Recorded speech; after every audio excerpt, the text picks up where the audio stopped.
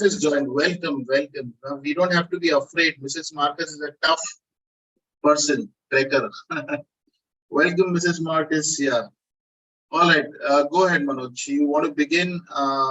So I'll just display the text. Okay. Yeah. Welcome, everyone. Welcome, Brother Jaikar Raj. Welcome, welcome. Sister Mary James is also joining, so that's very good. Okay, yeah, all right. Yeah. So, friends, you are expected to read the text and come, or even if you don't read it, you can just read it. Manoj will be straight away asking questions. Yeah, Manoj, you want to start? Go ahead, please. Yeah, 1 minute, Pastor.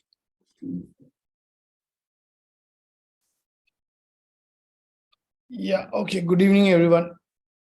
Today we are looking at the book of Romans. We'll be doing from chapter 1, verses 1 to 17 today. The book of Romans has been written by Paul while he was in Corinth. It is the longest of the 13 epistles that he has written, and is considered to be Paul's masterpiece. It is the most complete presentation of the gospel. It is also one of the most clearest,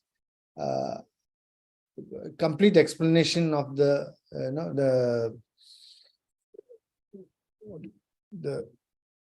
Salvation. The process of salvation, and an explanation of the doctrines. Okay, now he wrote this to the Romans because the purpose of his writing this letter to the Romans was, number one, he was planning to visit Rome, and he wrote this to prepare the way for his visit. Then second was basically he wanted to present the basic system of salvation, explain the system of salvation to the church that had not received a teaching from any apostle before. And also he wanted to explain the relationship between a Jew and a Gentile in God's overall plan of redemption. In Jewish Christians in Rome were being rejected because the Gentile population, Gentile Christian population was larger in Rome, and many of the Jewish believers still believed and still felt constrained to follow the dietary laws and the sacred days and all that. So basically, Paul wanted to explain all of that through this episode. Now let's dive right in. Yeah, just a little bit of the background. Rome was, an important city of the Roman Empire, and it was there were 1 million people. That was the population of Rome, and most of whom were slaves. And Rome was a very being an important city. It was also a place of where there was moral decadence. A lot of immorality was there, and it is in the midst of this that this church had started, due to the probably after Acts 2 Pentecost, as who became Christians or persecuted people left and ran away, and that's where probably the church had been started. Okay, Manoj, go ahead, please. Yeah. So in verse 1, Paul says that he was a bond servant. What does this term bond servant mean? Yeah, bond servant. The word servant here is also referred to as bond servant. Any idea what bond servant means? Anyone? First, we know that bond servant means they are day and night will be there. They will serve. Means they bonded. Means they are not going to their home, and they sell. Almost all they sell to them. Okay. Yeah. Anybody else? Anyone else? What does bond servant means? Sister Mamta, Alishana, Mrs. Marcus, Brother Jaikar, Stora, Sister Mary James. Anyone? What is bond servant? Yeah. What's the question, Pastor? What does the word bond servant mean? Yeah, although in this version servant, the correct word is bond servant. Bond. Yeah, Brother Jaikar has given a nice answer. A person who doesn't have any will of his own. Very good. Anybody else? No, not bond servant. It is B-O-N-D, bond servant. Let me put it in the chat. So the correct Bond servant. version says it's bond servant. Yeah, go ahead. Anyone? So somebody who's bound to serve, no? The master. Bond to serve. Okay. All right. Manoj, go ahead. Yeah, basically it means a slave. Slave. The slave is legally owned by his master. I mean, he has no will of his own. He cannot do it. His entire livelihood and purpose is determined by the master. He cannot decide anything on his own. He's a slave, basically. That's what Paul was. Paul called himself a bond servant of Christ. What about set apart for the gospel? Or in some versions, it is called separated for the gospel. Anyone? What does it mean to be set apart? Anyone? What does it mean that Paul was set apart? Anyone? It's good for us to know. You can just say what you feel like. There is no punishment here. Chosen. Alishan has given a good word. Chosen. Any other? Separated for a purpose. Very good answer. Very good answer. Separated for a purpose. Yes, yes. Yeah. So, Actually, if we go back to verse Acts chapter 13, verses 1 and 2, where we read about Barnabas and Saul. They were, the Holy Spirit told them, now separate to me Barnabas and Saul for the work to which I have called them. So they were chosen for a particular purpose. I mean, they were set apart for the purpose of spreading the gospel. But there is also another meaning in the fact that the word Pharisee, Saul was a Pharisee. The word Pharisee itself means separated. yeah, go ahead, Manoj. The way Paul was supposed to live was to separate it. He was a servant of God, and his life was to serve God separate, and it was separated from the social functions. I mean, he was fully committed to or set apart to spread the gospel. Yeah. Okay, just a quick comment on the word bond servant. In India, what is the understanding of bond servant? Who or which people are considered bond servants in India? Anyone? Who are considered bond servants in India? These lower caste people. Yes, yes, the Shudras and all of that. They were considered like servants of the society, So, but here the difference between Paul's version of bond servant and what we find elsewhere, slaves, is not the inhuman sort. It means complete wholehearted devotion. Paul has, and it's volunteering. It's not zabardasti, no pressure, but he's volunteered to serve the Lord wholeheartedly. His entire life, out of love, he has surrendered himself to the Lord like a bond servant. So the question is, do you consider yourself as a bond servant of Christ? Do you love Christ so much that you're willing to say, my whole being, my life, my dreams, everything belongs to the Lord? It's something to reflect upon. Yeah, go ahead, Manoj. Now, what does Paul say about the gospel in verse 2? What does Paul say about the gospel in verse 2? Yeah. Anyone? What is he saying about the gospel in verse 2? Anyone? That it was promised to us beforehand. That he was promised to us beforehand.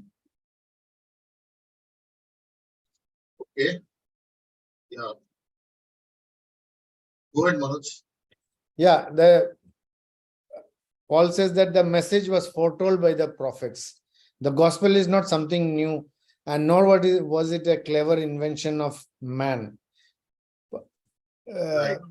Paul lived in a world very much like ours, no, where people like new teachings, new philosophies, new doctrines. But nevertheless, Paul did not bring in any new doctrine, but something which was the original plan of God, which was foretold by prophets hundreds of years ago. Okay. Now, what do we learn about the gospel here? Okay. So what do we learn about the gospel? You're referring to verse 3 and 4, is it? Yeah, Okay. 3 basically. 3. The 3 and 4, we could say. Anyone? What do we From learn 3 and about 4, the gospel? what can we learn What is about the gospel, basically? Yeah.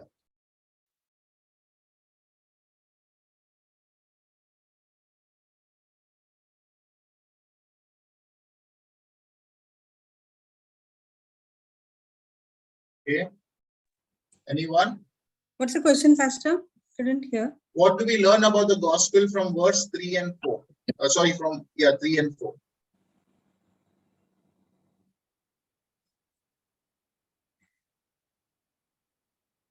That Jesus came to live on this earth and he was a descendant of David.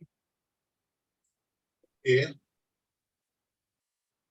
Yeah, there are some questions here. Okay, I think Brother Jaikar has been giving some good answers. Humanity and divinity of Jesus Christ is mentioned here. Yes, Yeah, prophecy. that is And coming earlier he said ahead. downtrodden people. That's correct. Yeah. Yes.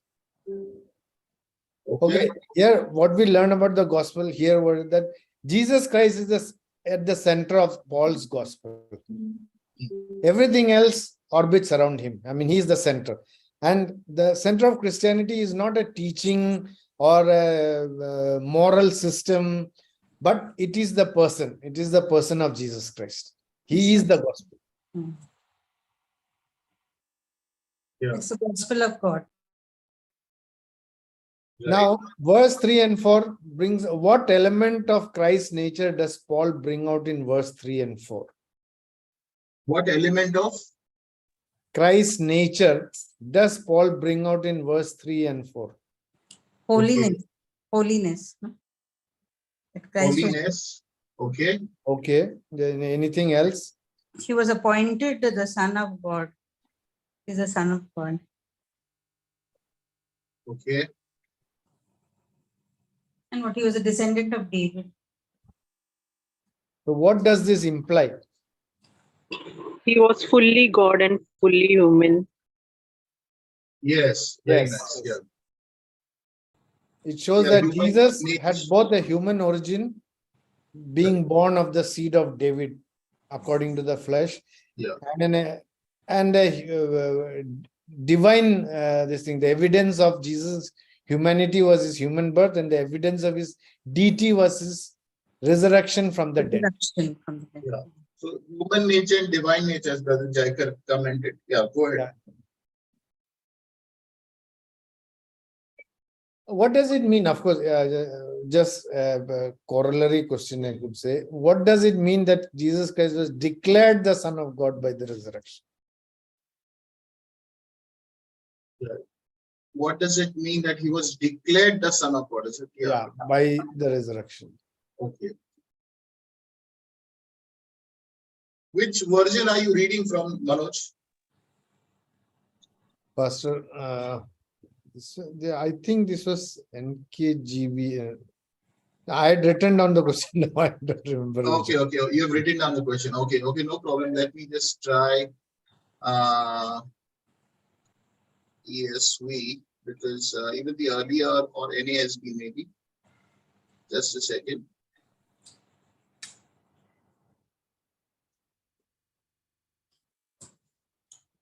Yeah, bond servant is here. And the word declared. Who was declared the Son of God? Yeah. Okay, Because he rose on his death. No, he rose by his own power, his Yes. divine power. Yeah.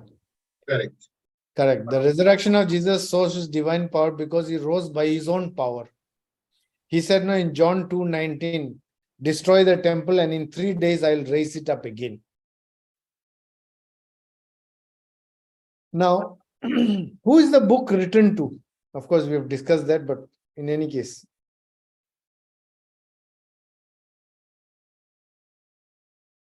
Who is the audience for this book? Anyone? Who is this book written to? Anyone? Roman Christians. Roman Christians, yes. And what do we know about the Christians in Rome?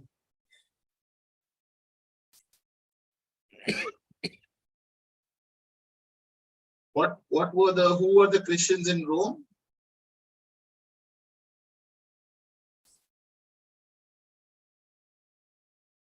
Anyone? Did Paul establish the church in Rome? They were Gentiles. Brother Jacob has answered correctly. Yeah. Gentiles. Yes. Did Paul establish the church in Rome?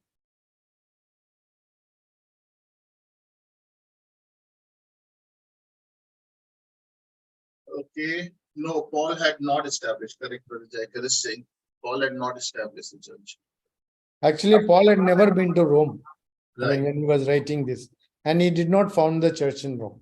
This makes the books of this makes the book of Romans slightly different from many of the other epistles. No? In the most of the other epistles, usually his letters would be to correct something or rebuke them or address some specific problem in that church. Whereas this is not something like that. This book is basically written to them with a general teaching, and of course this is like Brother Jaker said, it was there were both Jewish Christians and Gentile Christians, but Gentile Christians were more in number than the Jewish Christians over there. Now, what does called to be saints mean? Called to be saved. Is it? Called to be saints. Called to be saints. Okay. Called as saints here. What does it mean that what does Paul mean that you are called as saints?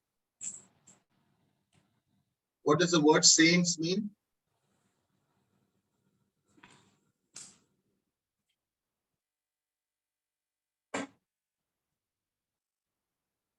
Any of the saints we hear about? Yeah, I think there is an answer. It's a good religious person. Usually who's given some respect after his death. Okay, but No, but he is writing to living people. he's writing to, yeah. What does Paul mean over here? Anyone? Chosen by Christ. Chosen by Christ. Okay, yes. Yes. Brother Jaikar has answered, all believers are saints. Yeah, Yes. all believers are saints. That's right. We are not, we are saints because we are called. No? Yes, yes. So you're all, I can say Saint Mamta also. Send Sanjeevni, send. Very far from it, Pastor.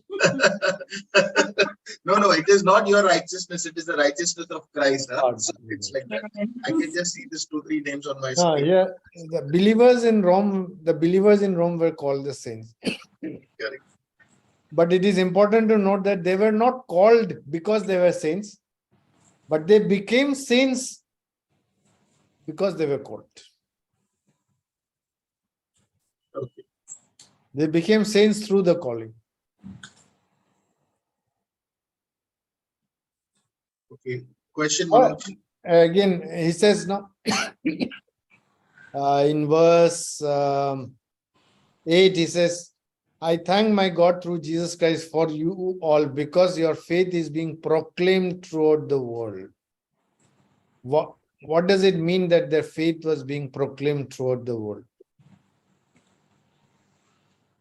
Means the reputation of the Roman church was good. Good, yeah. Means all the people were talking about the church all over the world.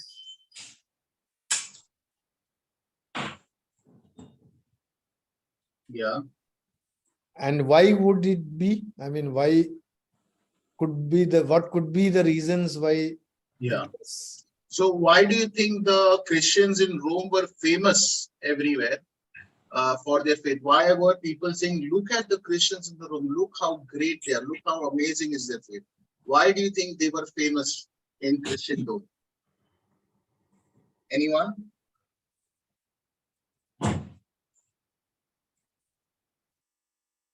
Yeah. Go ahead and answer. There is no problem.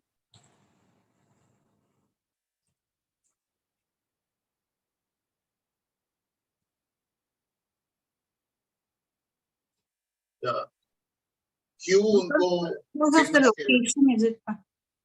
Because of Pardon? that, because of the location of Rome, is it?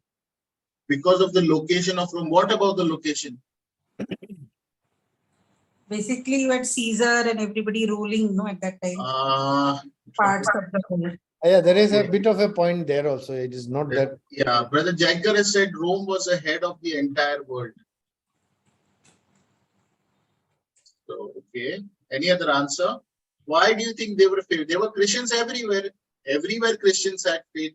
There were churches all over the Roman Empire in different cities. But why the Christians in Rome were famous for their faith? Anyone?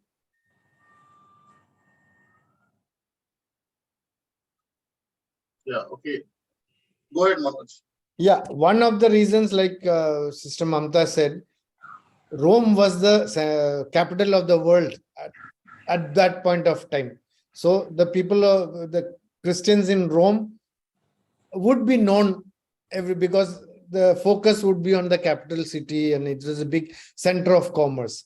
But more than that, Rome, the people of Rome was known, the city of Rome was known for its debauchery, for sexual immorality, for corruption.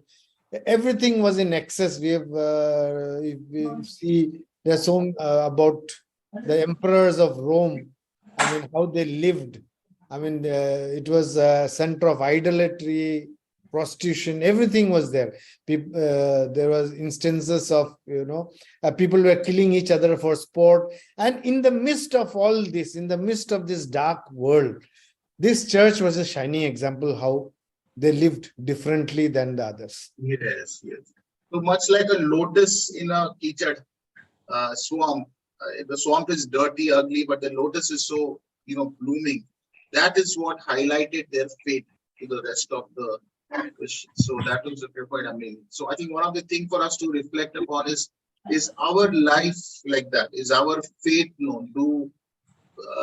Can people say that we are in this India or the city, and do people know about our extraordinary faith? Are we shining in the darkness around us? Yeah. Go ahead, Manoj. In verse 9, he says, without ceasing, I mention of you always in my prayers. What does this teach us? Without Ceasing. I make mention of you always in my prayers. He's telling the Romans that he's been praying for them. So what does this teach us? What is the takeaway from this? Yeah. What can we learn from this quality or habit of Paul when he says, unceasingly, I remember you in my prayers? What can we learn from this? Yeah. Anything? That Paul never visited them. I'm sorry. Yeah. Yeah. Paul Anything never, else? he never visited them. He had a desire to visit, but he always prayed for them. So even Yes. if we are not able to visit or do anything, at least we can pray for them. Okay.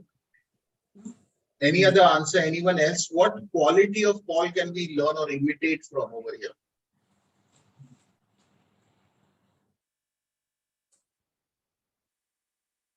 Yeah, Alishina says consistency, to pray continuously. Okay, that's good. Anything else? Yeah, we are supposed to pray unceasingly. Okay, Manoj, go ahead, please. Yeah. Paul here, expresses his heart of prayer. He has never been to Rome or had much of interaction with the Roman Christians, but he continuously prayed for them. This is a reminder for us not only to pray to whom we minister to, or our surroundings, or our people we know, or our church, but we should be praying for the churches around the world. Even the churches, like for example, we pray for currently we are reading. Which Christians should we be praying for in today's situation? Which Christians are we supposed to be praying for more? Anyone? The people who are suffering in the north. In the north? Yeah. Yeah, okay. Yeah, okay. Manoj, go ahead. Yeah. Yeah, we should be preaching just like Pastor, Christians who are being persecuted, like in Manipur, for instance. So we should be, we don't have any connection with them, we don't know them, but it is our duty to pray. And Sister Mamta just said, at least we pray, but it is not at least. I think prayer itself is a big ministry by itself. Yes. Yes. Go ahead.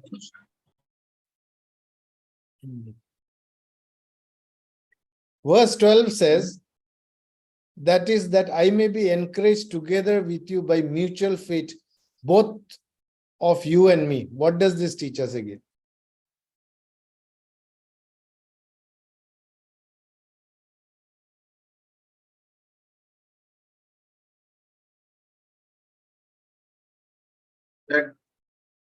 Yeah, verse 12. Can you repeat the question? That is, I may be encouraged. I mean, I'll just read that I may be encouraged together with you, while among you, each of us by the other's faith, both yours and mine. What is it meaning by that? And what does it teach us? Yeah, Brother Jaikar has given a good answer. We are supposed to have fellowship with other Christians. That is what Paul is meaning here. Any other answer?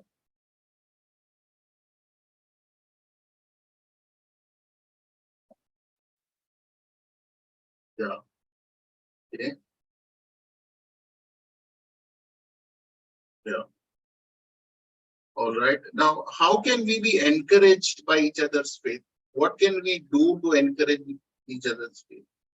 What should happen when Christians come together, and how can they encourage each other? Anyone? What are the practical ways we can encourage each other's faith? Anyone? To lift up one another in prayers. Yes, to lift up in each other in prayer. And one thing you can do, not just pray, you can tell the person that I'm praying for you. And that can be hugely encouraging for someone who's struggling. That I'm praying for you, sister. This week I prayed for you. I remembered you in my prayer. So it's very, very important. Anything else? So yeah, praying for each other and telling each other. Anything else? Having a meal together. Having a meal together. Okay. All right. Anything else? Counseling each other, good job. Counseling each other, yes. Talk, problem solving, yes. Trying to solve each other's problem, hearing each other out. Anyone else? Anything else? Yeah.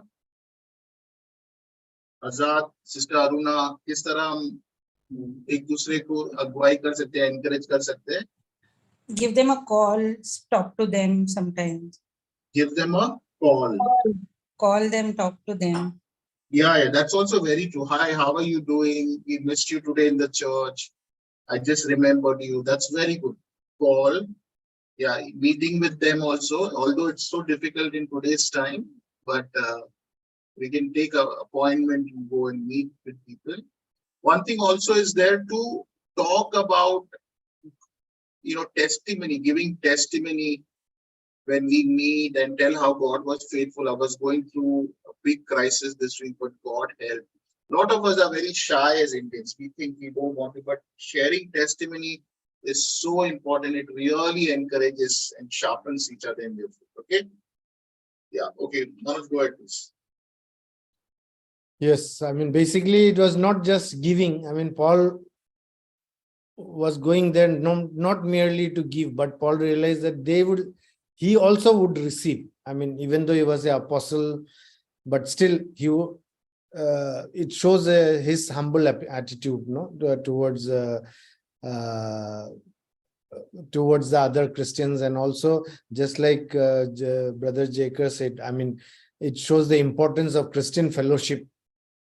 I mean, every believer can play a part in this, encouraging each other, whether he's a senior pastor or a new convert. Everyone can learn from each other.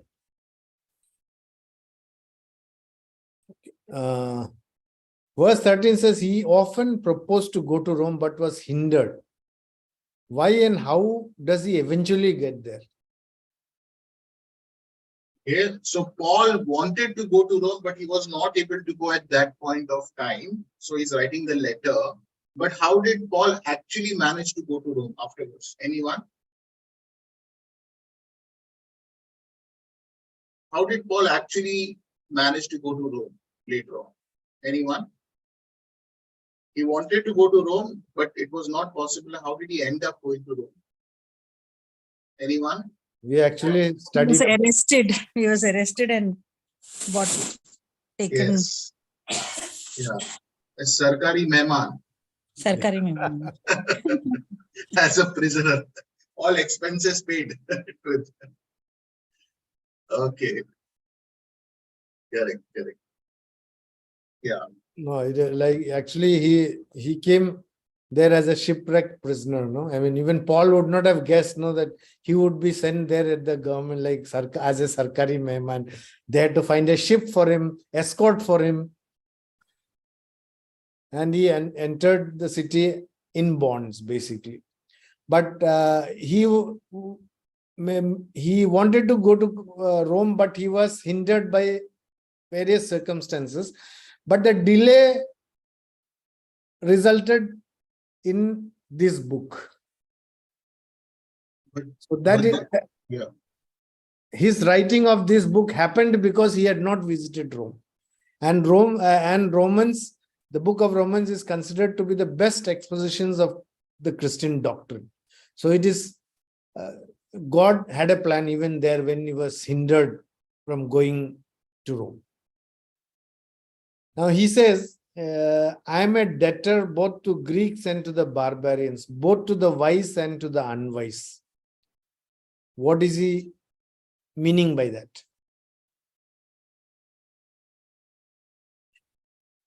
Here it is written, under obligation to both to the Greeks and to the uncultured. That is what the barbarians, to the wise and to the foolish. Yeah, sorry. Manoj, can you repeat the question? I couldn't display the sketch. No. What he's saying is that I am under obligation both to Greeks and to the uncultured, both to the wise and to the foolish. What does he mean by that? Yeah. Anyone? Because he had used the infrastructure which Rome had built, not to travel and to spread the gospel. Those roads and everything helped him to travel and spread the good news of Jesus. So, in an indirect way, he felt that, he is indebted to them. Anybody else? Any other? Yeah. Any Yeah, other? okay. Who is he referring to when he says the Greeks and the uncultured, wise and the foolish? Okay. I think Sister Aruna has said he's talking about sharing good news. No, but that the chance came to mingling with all people, means Greece people also, and other uneducated people also with him in the jail, Okay. and officers, wise people, officers were there. Yeah. Okay. Yeah, I think Brother Jacob has said to preach the gospel to everybody. Paul is talking about everybody over here when he uses those terms. Yeah. Okay, Manoj. Yeah, basically, Paul was saved because of the gospel, and so he had an obligation to everyone in the world. I mean, both the Greeks and the barbarians, both to the wise and the foolish, he had an obligation to tell the gospel to everyone. Of course, like Sister Mamta said, the Paul also, I guess, realized that he had a debt to Rome also, because Rome had brought world peace and order, and there was a common cultural there was a common culture around, and provided excellent transportation, and Paul used all of this infrastructure to spread the gospel. So yes, that is also there. But more than that would be the fact that because he was saved, he had an obligation to share the gospel to all, everywhere. Yeah. So, okay, one of the thing, Boris, did you explain in the beginning about the divide in the church between the Jews and the... No, I did not. Okay, They were yeah. So what basically had happened is that the church in Rome was initially started by the Hellenistic Jews who had visited Rome and probably was scattered after persecution, and they were the ones who started the church in the city of Rome. Many Gentiles also came to the Lord, but there was a time when Emperor Claudius banned all the Jews, ordered all the Jews to leave that city of Rome. And that is how Paul had even met Priscilla and Aquila. So there was all the Jews were told to leave the city of Rome. Suddenly there was a ban. Get out, all you Jews. So even the Jewish Christians had to leave. So after about 10 years or so, when they came back, when the emperor had changed or something, when they were allowed to come back, the Jewish Christians, when they came back, they saw that the church which they had started have been completely dominated by the Roman Christians. It was completely taken over by the Roman Christians. So then there was a bit of a conflict between them. So when he's talking about this term wise and the foolish, he's probably referring to the Jews who think they are wise, and the foolish are the Gentile Christians whom the Jews look down upon. So he's trying to say that the gospel is for everyone. He's trying to kind of establish a common ground. So this is a letter also not about just explaining the gospel, but also trying to bring the disunity of the church together. Yeah. Go ahead, Manoj. Now, just like Paul, are we also obligated to share the gospel today? And are we eager to? Yeah. So I think, So I think the question is, Paul was eager to preach the gospel, isn't it? So we also should be preaching the gospel. Do you think we should also be preaching the gospel to others? No. Do we have an obligation? Okay. Yes. Okay. Yes. Yeah, we have an obligation. Okay. All right. Yeah, definitely we ought to, as yeah. I think the important question is, why are we not eager? Isn't it, Manoj? Yes. Yeah, anyone? Why are we not eager? Why Christians are not eager to preach the gospel? If the obligation is there, great commission has been given, go and preach the gospel, make disciples. Why are Christians today not eager to share the gospel? Nowadays situation is not favor to Christians. Okay. Mrs. Jacob is talking about nowadays, but this has always been the story. That is why this is always the story. Nowadays can be a reason or an excuse, but this has always been the story. Christians haven't been there. Okay, Sister Aruna is talking about fear of persecution. Maybe the same thing that Mrs. Jacob is saying. But generally, we are not doing what missionaries or evangelists are doing in our general space. Why are we afraid to talk about our faith with our friends and relatives? We don't do that. Wow, Brother Jaikar has given such a profound answer, because gospel is not of prime importance. Prosperity gospel has taken over. Wow, very, very good answer. It's not what I expected, but it's a great answer. Yes. So today people are more focused upon not the salvation of their soul. They don't value the fact that I'm a sinner and God saved me. That joy is no longer there. That joy has been replaced by greed, prosperity gospel. I want to be rich. So it's naturally selfish, and Christians don't want to focus on salvation of the soul. They want to talk about, so very good, insightful answer, Brother Jay. We are enriched with your presence and your answers.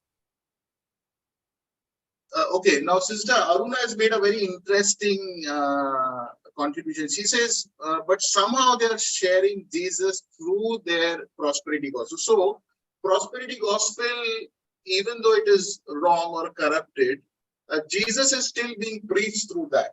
That is what Sister Aruna is saying. Any counter to that? So, she is saying, "Kidhar na kidhar to Yeshu ka naam ho raha hai." Maybe people of other faith are coming to Christ even because of prosperity gospel. So should it be okay? Should it be fine? There can be a turning back. It can actually, Pastor. See, I think Paul himself said, no, but even if they say, but Christ is being preached. Yes. Yeah. Some are preaching with the wrong motive. But Christ is being preached. Yes, but the only problem here is, I think, is when you come to Christ through prosperity gospels, you think life is going to be a bed of roses. At the first instance of a roadblock, you tend to slip back. We tend to slip back, backslide. Yeah. So those who are built on prosperity gospel, you mean? Yeah. Okay. Yeah. That is the, primary. If there is no proper understanding, and if you are going to these prosperity gospels and following it simply for the prosperity that is coming in, you are bound to slide back. That's what I say. Yeah, I think Manoj is saying that although they are becoming Christians, they are very weak. At the first discouragement, at the first cancer diagnosis, at the first financial loss, their faith is going to break because it is built on the wrong message. And Brother Jaikar also कहते हैं कि that's a different Jesus. वो जो यीशु को preach कर रहे हैं, वो कुछ अलग ही Jesus है. That is very true because it has been argued that prosperity gospel is not just a corrupt gospel. It is a totally different gospel. It is somebody is making that charge. It is totally wrong. There is no strong foundation. Okay, so that's true. Can I say something, please? Yes. जैसे sir Manoj ji बता रहे हैं कि अगर हम Bible में देखें और अपने रियल लाइफ से भी एक रेलेवेंट करें तो कहीं ना कहीं एक फिजिकल हीलिंग एक द्वार बनती है फॉर अ नॉन बिलीवर. मतलब मैं एक हिंदू पृष्ठभूमि से यीशु में आई because of my father physical healing. He was suffering from 4th stage cancer. But अभी मेरे पिताजी मेरे पास नहीं है, he went to be with Lord, but वो एक कारण बनी थी कि मैं यीशु मसीह को जानूं, एंड इट वाज रियली, आपने जो बताया कि एक सही फाउंडेशन है, इट्स वेरी इंपॉर्टेंट। अगर बुनियाद सही नहीं पड़ी है तो व्यक्ति बैकस्लाइड भी हो सकता है, इधर उधर भी जा सकता है। लेकिन मेरा मानना ये है कि जिसको प्रभु यीशु मसीह ने या पिता ने खुद चुना है, उसको कोई भी चीज नहीं तोड़ सकती। लाइक मेरे मेरे मेरे टाइम पे मुझे किसी ने कुछ शिक्षा नहीं दिया, through my father's healing, physical healing, I got saved. और कोई पासबान, कोई व्यक्ति मुझे कुछ सिखाने नहीं आया, किसी ने मुझे बाइबल भी नहीं दिया था, लेकिन I trust that God himself has chosen me. But एक फिजिकल हीलिंग एक द्वार बनी थी। मेरे पिताजी, जब हम सोच रहे थे कि उनका शव आएगा या डेड बॉडी आएगी, बट वो चल के घर आ रहे हैं, तो it make me very astonished कि ये कौन सा खुदा है, ये कौन सा भगवान है। सो Correct, correct. Somehow Manoj sir जो बोल रहे हैं, आई डू एग्री विद, क्योंकि उसके साथ एक सही फाउंडेशन होना बहुत जरूरी है।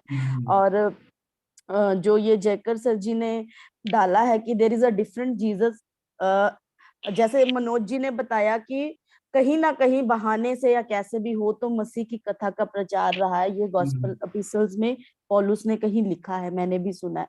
लेकिन पंजाब तो बहुत अफेक्टेड है, आप Yes, सब yes, जानते yes. होंगे। पंजाब में तो हम रियली देख रहे हैं, या तो Yes. कई बार अपने बाल पकड़ के गुस्सा आता है कि प्रभु जी आपका राज्य तो ये नहीं है, सच में ये नहीं है। यहाँ तक कि सॉरी टू से, आई एम नॉट जजिंग, मिट्टी भी ला रहे हैं, अनॉइंटेड मिट्टी है यहाँ की, अभी तो ये चल रहा है।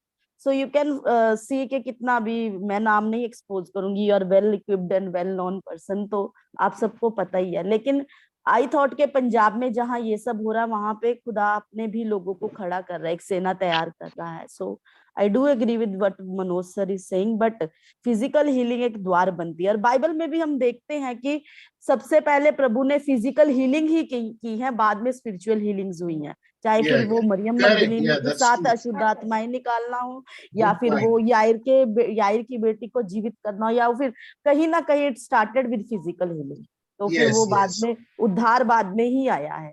No, that is Yes. true for the disciples also. Many of them, the apostles, I mean, physical healing was That's a starting point. Yes. yes, yes. The man at the beautiful gate, he was healed, lame man, and many gathered, and that's when they immediately started. So miracles had a purpose to preach salvation. But today, what has happened? वो लोग ने miracles, they have made that the main thing, which is unhealthy. So I think we have to hold both things in tension. Yes, it is wrong, but there is some purpose that is being achieved. Just as Sister Aruna said, that her dad's healing actually brought her to Christ. So, but you don't have to remain in that wrong. You have to grow in maturity. Now, Sister Aruna herself hates prosperity. So that is the way, but it can be a starting point. Because if we start condemning each other, this is completely wrong, this group is completely wrong, they're cut off, then what will, like even today, for example, there are some denominations like the Catholic, they will say we are completely wrong. So we have to learn to make connection and accommodate and hope that people learn and change and come to the right thing. So yeah, so let's hold these things. So it's a great discussion. But I think the question little bit we strayed away from the topic is, why are Christians generally not eager? Prosperity gospel is a big thing, but there are other things also. What are the reasons? किस वजह से आज लोगों के अंदर वो खुशी नहीं है या eagerness नहीं है to share the gospel? Anyone? Please unmute and answer or put it on the chat. Because कई लोगों में उत्सुकता इसलिए भी नहीं है क्योंकि कई अपने आरामदायक जोन से नहीं निकलना चाहते, या सपोर्ट मिल रहा है, हम मंथली सपोर्ट आ जाएगा, किया तो किया, नहीं किया तो कोई बात नहीं। समटाइम आई थॉट कि जो सपोर्ट है फाइनेंशियल, वो हमें अपंग या पैरालिटिक बना देता है, ये मेरा कोटेशन है, मैं सच बोलूंगी। लेकिन फिर भी अगर सपोर्ट नहीं है, हमें निकलना है, जाना है, ये होना बहुत जरूरी है। Why? Because I have experience. मैं 6 साल से एक इंस्टीट्यूशन में थी, लेकिन पीछे इंटरनल कुछ ऐसी बातें हुई, I gave the resign, but I have not given resign from my calling. तो मैं लोगों को सर्च कर रही हूँ उन तक पहुंचने के लिए। समहाउ ये अग्नि है, एक ज्वाला है, क्योंकि मैं बच्ची हूँ, जैसे आप अभी पॉल के बारे में बता रहे, we should all have this eagerness, ये पैशन, ये जील होनी चाहिए कि हम तो बच्चे हैं अभी। अगर लुधियाना की बात करूं, 45 डिग्री में हम तड़फ रहे हैं, क्या होगा क्या होगा, उधर तो पता नहीं खुदा का कितना कितना टेम्परेचर होगा उस आग आग और अग्नि की झील का। So we should have a eagerness होना चाहिए, लेकिन हाँ सपोर्ट हमें कहीं ना कहीं अपाहिज बना देता है। Yes, yes. Okay. So yes, comfortable people, Christians have become too comfortable. Their job hai, ghar, grahasti, everything is running. Children are studying well. Everything is comfortable. So we don't feel the need. Any other reason? So comfort is one reason. Any other reason? जिसके वजह से people are not feeling. There is no expository preaching being preached on Sundays. Yes, there is no expository preaching. आजकल की preaching बहुत it is meant to, it is custom made to please people. You know what Bible says, people will like to hear what they want to hear. So today preaching level has been very true. It is not true to the Bible. Yes. Any other reason why today people don't have? And Pastor, like we're so Yeah. used to in our own churches being worshipping on a Sunday with people, our own church people, and in that group, and we don't think about going out and sharing the news. We are very happy just worshipping with our own group of church people, and we are happy. Sunday we went to church. Correct, correct. We are doing this ringa roses apna hi group mein mast hai. So that's true. Any other thing? A perfect example of that would be the churches in Kerala who got to know Christ 2000 years ago, and they decided to keep it to themselves. Yes, yes. And Copyright, they copyright. practice it even now. They are a pure Marthoma. So Manoj also is a Keralite. We should commend him for saying that. So yeah. So that's how. Yeah. I think okay. One thing I would just want to add is sometimes people go through personal discouragement and they lose their joy. उनके जिंदगी में ऐसी कोई घटना घटती है, something happens in their life and they get very disappointed with God. So afterwards they are coming to church just for namesake, but they don't have joy. And sin and can also be a reason. There is some sin in their life जिसके वजह से they compromise हुए, worldliness आ जाता है. Yeah. Okay. scared of being ridiculed, scared of being, Yeah. I think we'll come to that, no? Yeah. Go ahead, Manoj. Yeah, now it says no here, while we're talking about that, it says that I'm not ashamed of the gospel. What is Paul meaning by that? For I'm not ashamed of the gospel. What is Paul meaning by that? Why is not Paul ashamed of sharing the gospel? Yeah. Why does he use the word ashamed there? Yeah. Why does Paul use the word ashamed here? What does he mean when he says, I'm not ashamed? मुझे शर्म नहीं है बिल्कुल. मुझे कोई शर्म कोई हाया नहीं. मैं यीशु के बारे में बोलूंगा. Why is he saying that? Anyone?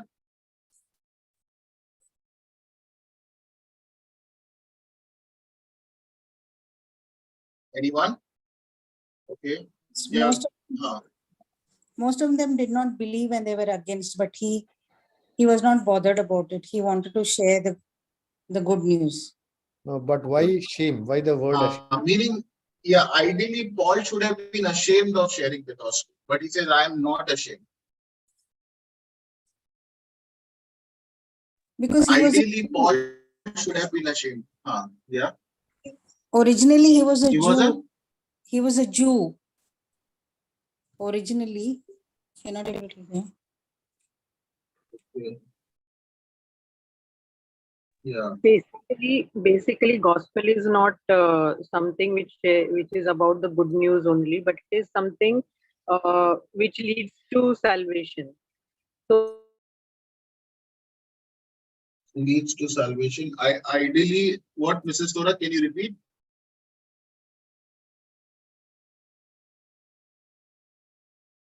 Cannot Yeah, Mrs. Tola, I can't hear. I think network problem. Hello. Yeah, go ahead, Mrs. Tola. Yes, that's what I was saying. Ki, sharing gospel is not just sharing a good news, but it is a path leading to salvation, and so he is not ashamed to share this path with. You're right, but then why is he using the word ashamed? That's what my question. During that time, it was the lower classes of Gentiles who were, you know, following or believing Jesus. Paul was a Jew, no? He was the upper strata of the society. Not that? Okay. Jesus was also a Jew. Yeah. Jesus Okay, was Manoj. not, when Jesus was The on the thing cross, is, I mean, he was okay, I not can share. ashamed. He was He was- not ashamed when he was talking about being ashamed or being not ashamed. It is basically because the gospel was centered about a crucified Savior. Jesus.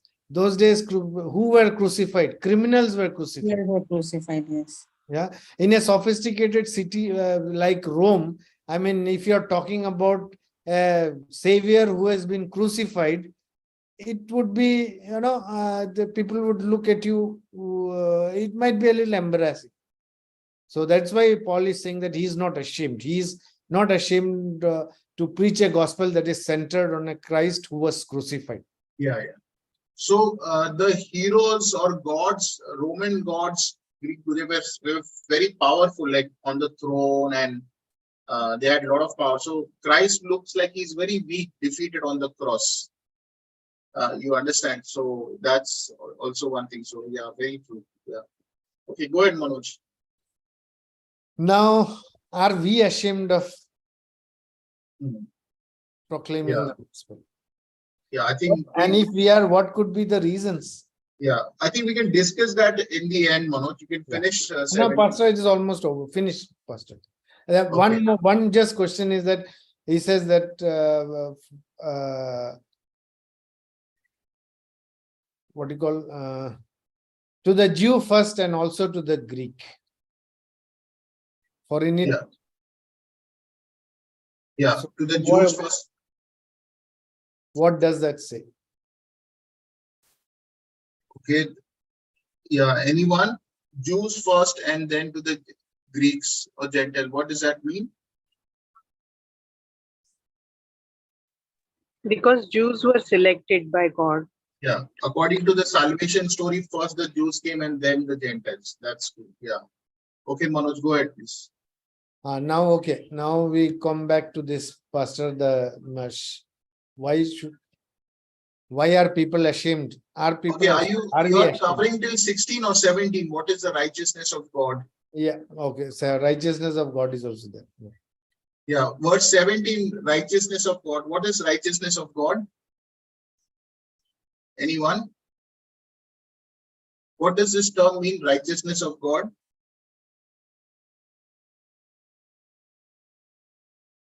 What is the righteousness of God? Holiness. Crucifixion, Pastor.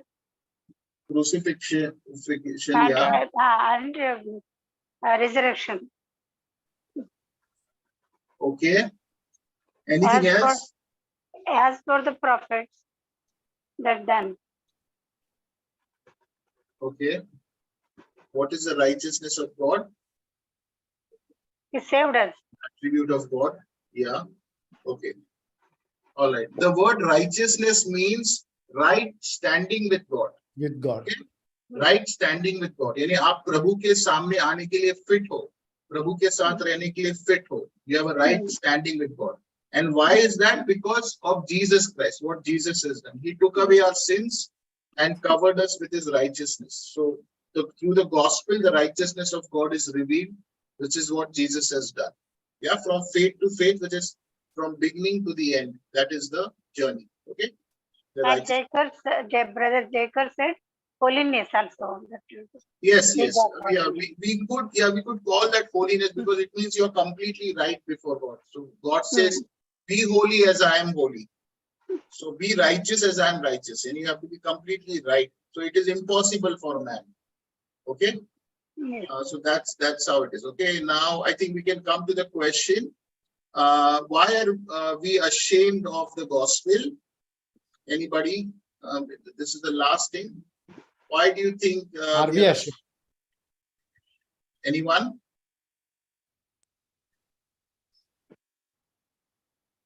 Why are people today ashamed of the gospel? In What could be the reasons why they are ashamed? Yeah. Yeah, what could be the reasons why they're ashamed?